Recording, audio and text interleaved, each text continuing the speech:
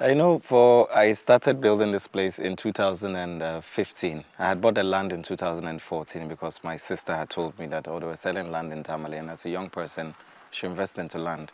At the time, I'd started building a first studio, SCCA Tamale, and I thought, okay, having a second studio would not be bad.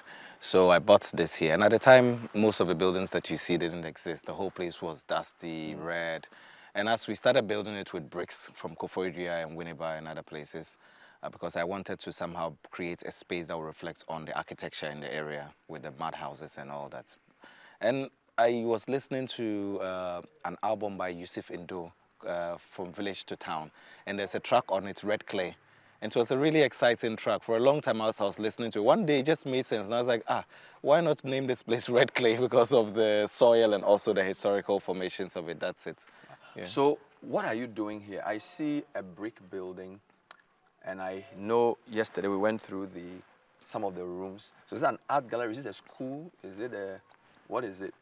It's an artist studio, but it's not the typical artist studio you might be familiar with. When people think of an artist studio, they think that, oh, it's a place where the artist needs to be alone. He needs to be in solitude to think.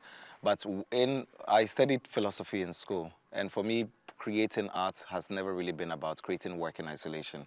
I've always been interested in building spaces that, as we create, we can also use them as educational spaces or spaces that can help in generational transformation. You should, if you have a studio as an artist, it should be able to inspire at least younger people. Because imagine the number of people whose parents don't want them to study art or things like that. So I thought building this space and the function and the form that it would take would go a long way to influence, let's say, a next generation of artists.